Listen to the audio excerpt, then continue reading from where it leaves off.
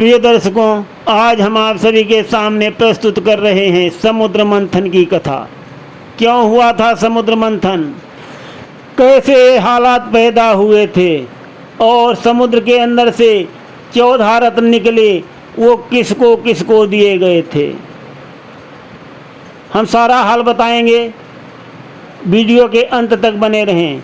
आइए प्रस्तुत है समुद्र मंथन कथा। ये तो सब जानते हैं कि देवता जो हैं वो हमारे उपकार के लिए बने हैं, हमारे कल्याण के लिए बने हैं और वो हमारा उपकार और कल्याण करते भी रहते हैं।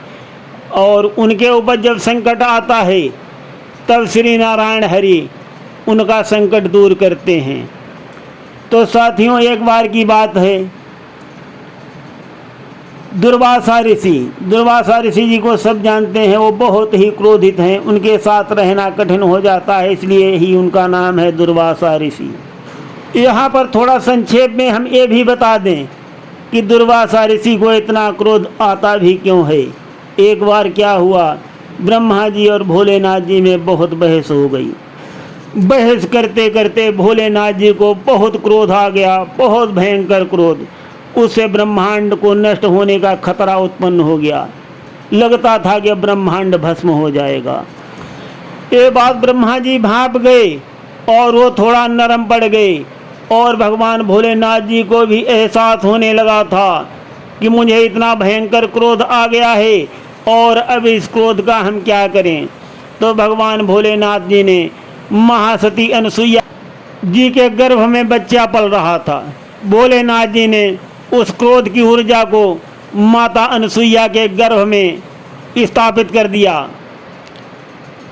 उसके फलस्वरूप दुर्वासा ऋषि जी का जन्म हुआ और उनका नाम दुर्वासा पड़ा। उनके साथ वास करना कठिन होता है, इसीलिए उनको दुर्वासा कहा गया था। कथा विस्तार से और होनी का खेल। एक बार क्या हुआ, दुर्वासा ऋषि जी की भेंट एक स्वर्गीय अप्सरा से हो गई। वो अप्सरा जो थी गले में बैजंती माला पहने हुए थी, बहुत खूबसूरत लग रही थी और उस माला की इतनी अच्छी सुगंध थी जिसका कोई जवाब नहीं था। दुर्वासा मुनि ने ऐसे फूल कभी नहीं देखे थे। उनको वो माला बहुत पसंद आ गई और वो माला उन्होंने उस अप्सरा से ले ली। अप्सरा भी जानती थी अगर मैंने मना किया तो दुर्वासा ऋषि बहुत क्रोधी हैं, अभी श्राप दे देंगे। अप्सरा ने भी तुरंत माला को भेंट कर दिया। दुर्वासा ऋषि जी ने वो माला जो है अपने गले में डालकर संसार में घूमने लगे और वो स्वर्गलोक जा रहे थे और इधर इंद्र भगवान भी स्वर्गलोक जा रहे थे। तो रास्ते में भेंट हो गई। दुर्वासा ऋषि जी ने देखा, ये रे मेरे गले में बैजंती माला है किंतु देवराज इंद्र के गले में तो कुछ भी नहीं है। दुर्वासा मुनि जी का दिल जो है वो उदार बन गया। सोचा कि चलो ये बैजंती माला इंद्र को दे देंगे, हम क्या करेंगे, हम तो ऋषि मुनि आदमी। तो दुर्वासा मुनि ने वो माला जो है इंद्र भगवान को भेंट कर दिया। इंद्र भगवान को घमंड आ गया। वो सोचने लगे, अरे ये तो माला दुर्वासा मुनि की पहनी हुई है, तो हम क्यों इसको अपने गले में डालें। उन्होंने ऐरावत हाथी के सिर पर रख दिया और हाथी को सुगंध लगी। हाथी ने वो माला जो है नीचे गिरा दी, पैर भी रख दिया। ये दुर्वासा मुनि जी देख रहे थे, उनकी नज़रें उसी माला के ऊपर थी और जैसे ही वो माला के फूल पैरों के नीचे हाथी ने कुचले, दुर्वासा मुनि क्रोध से लाल हो गए और उन्होंने देवराज इंद्र को श्राप दे दिया। कहा कि मूर्ख इंद्र, तू अभिमान में चूर है, तुझे घमंड हो गया है।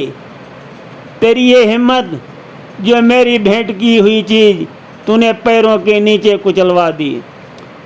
देवराज इंद्र भयभीत हो गए और ऐरावत हाथी से नीचे उतर आए।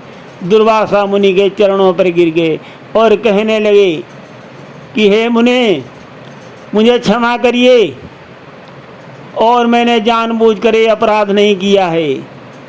मैं ये सोच रहा था ये माला वही पहनने का अधिकारी है जिसके दिल में किसी प्रकार का अभिमान या अहंकार न हो, और मैं तो राजा हूँ, मेरे मन में कुछ अहंकार के भाव तो हो ही सकते हैं, इसलिए मैंने इस माला को ग्रहण नहीं किया, मुझे क्षमा कर दीजिए। दुर्वासा मुनि जी क्रोध करते हुए बोले, तुम्हारे तर्क से तुम्हारे कर्म बदल नहीं जाएंगे। स्वर्गलोक के राज से तुम्हें अहंकार हो गया है। हाथी पर विराजमान होकर तुम सबको हीन भावना से देख रहे हो, किंतु अब ये और नहीं होगा, और मैं तुम्हें शाप देता हूँ, जैसे तुमने इन फूलों का त्याग किया है वैसे ही सौभाग्य भी तुम्हारा त्याग कर देगा। इस प्रकार से दुर्वासा मुनि जी ने शाप दे दिया देवराज जी को। और दुर्वासा मुनि जी का जो श्राप था वो देवराज पर अपना प्रभाव दिखाने लगा और उनका तेज जो है वो क्षीण होने लगा। जैसे जैसे इंद्र का तेज कम हुआ वैसे वैसे उनके लोक का वैभव घटता गया। सोने ने अपनी चमक त्याग दी और आभूषणों ने अपनी सुंदरता को त्याग दिया। पेड़ सूख गए और अस्वस्थ सब शक्तिहीन होने लगे। सारी समृद्धि जो है वो चली गई। हर तत्व नष्ट होने लगा। ये जानकर कि देवतागण शक्तिहीन हो गए हैं, असुरों ने स्वर्ग पर आक्रमण कर दिया। प्रहलाद के पौत्र बलि के नेतृत्व में असुरों ने स्वर्ग को अपने अधीन कर लिया और अपना शासन वहाँ स्थापित कर दिया। इंद्र और सभी देवतागण अब भगवान विष्णु की शरण में सिर झुका करके पहुँचे और बोले कि हे प्रभु, दुर्वासा मुनि का शाप के कारण हम लोग बहुत परेशान हैं। हम लोग शक्तिहीन हो गए हैं और असुरों ने हमारे राजपाट को छीन लिया है। वो पहले से ही आग उगल रहे थे, किंतु अब तो सारे अधिकार उन्हीं के पास पहुंच गए हैं। अब क्या होगा प्रभु? नारायण हरि बोले, अब एक ही उपाय है, समुद्र मंथन। देवराज कहने लगे, समुद्र मंथन? प्रभु, ये कैसे संभव है समुद्र मंथन? और समुद्र मंथन से क्या होगा? भगवान ने कहा, समुद्र के अंदर 14 रत्न छुपे हैं और वो जब बाहर आ जाएंगे तब तुम्हारा स्वर्ग जो है माला माल हो जाएगा। नारायण हरि की बात को सुनकर देवराज बोले कि प्रभु, ये समुद्र मंथन संभव कैसे हो सकता है? भगवान कहने लगे, मुझे मालूम है, इसके लिए तुमको असुरों के राजा बलि से संधि करना पड़ेगा और उसको अपने साथ में लेना पड़ेगा। देवराज बोले, वो कैसे हमारी मदद करेगा? भगवान ने कहा, वो करेगा मदद, वो अमृत के लिए करेगा मदद। देवराज बोले, तो क्या समुद्र के अंदर अमृत भी है? अमृत भी है? तो भगवान ने कहा कि सब कुछ है। देवराज बोले, अगर असुरगण अमर हो गए तब तो उनका कभी विनाश भी नहीं होगा प्रभु, तो अमृत से हम उनको दूर ही रखना चाहते हैं। भगवान ने कहा, उसकी चिंता तुम मत करो, वो तुम हमारे ऊपर छोड़ दो, अमृत असुरों को नहीं मिलेगा। देवराज बोले, जब वो बराबर मेहनत करके प्रयास करेंगे तब उनका आधा हिस्सा तो उन्हें मिलना ही चाहिए। नारायण हरि बोले कि हाँ, नियम तो यही कहता है, आधा हिस्सा उनको मिलना चाहिए, किंतु ब्रह्मांड के हित में हम उनको अमृत से दूर ही रखेंगे। और नारायण हरि की बात को लेकर देवराज इंद्र महाराज बलि के पास पहुँचे और ये समुद्र मंथन का प्रस्ताव रख दिया। श्री बलि बोले कि भगवान विष्णु का प्रस्ताव है, मैं अस्वीकार कैसे कर सकता हूँ, और इस कार्य में सहयोग करना हमारे लिए सम्मान की बात भी होगी। क्योंकि अमृत निकल रहा है। बलि जो हैं सहमत हो गए कि हाँ, मैं समुद्र मंथन के लिए सहमत हूँ। और अगले ही दिन समुद्र के किनारे देवता और असुर दोनों पहुँच गए। ये समुद्र ने भी दृश्य पहली बार देखा, जब ये सारे देवतागण और सारे असुरगण एक साथ होकर उसके किनारे आए हों। देवता और असुर एक साथ खड़े हैं, उनकी आपस में बहस चल रही है, चर्चा चल रही है। कहा कि मथनी कहाँ से आएगी। भगवान विष्णु ने कहा कि मंदराचल पर्वत को मैं यहाँ पर रख दूंगा, और उसके बाद रस्सी का काम जो है बासुकी करेंगे, बासुकी इसमें फिंदा डाल लेंगे। और इस प्रकार से मंदराचल पर्वत को उखाड़ करके भगवान नारायण हरि ने रख दिया और बासुकी ने उसमें लपेटा मार दिया। असुरगणों को जो है फन की तरफ पकड़ाया गया, बासुकी की तरफ, और देवताओं को पूंछ पकड़ाई गई। समुद्र मंथन होने लगा, किंतु मंदराचल पर्वत जो है वो इधर उधर खिसक रहा है, नहीं रुक रहा है, इधर उधर पलट रहा है मंदराचल पर्वत। ये देख करके सब उदास होने लगे, अब समुद्र मंथन नहीं हो पाएगा। ये हालत देख करके नारायण हरि जो हैं उनका रूप सबके सामने ही बदलने लगा, और देखते देखते उन्होंने एक विशाल का एक कच्छप का अवतार ले लिया। सबने जयकारा लगाई, कच्छप अवतार की जय हो। ब्रह्मा जी ने स्तुति की, कूर्म अवतार की जय हो। कूर्म में क्षीर सागर में गोता लगाया और मंदराचल पर्वत को अपनी पीठ पर धर लिया। अब जो पर्वत है मजबूती से कूर्म की पीठ पर टिका हुआ था, और मंथन जो है वो आरंभ हो गया। देवता बासुकी की पूंछ की ओर खींच रहे थे देवगण, और दैत्य जो हैं वो उनकी फन की तरफ से खींच रहे थे। पर्वत जो है दाएं और बाएं घूमने लगा। गंधर्व एक और नागे लौकिक घटना के साक्षी देख करके बहुत खुश हो रहे थे, और क्षीर सागर का मंथन भली भांति से हो रहा था। एक और सब कुछ दैवीय था, तो दूसरी तरफ सब कुछ असुरीय था। उस विशाल प्रक्रिया को संभालने के लिए स्वयं विष्णु ने कच्छप अवतार लिया।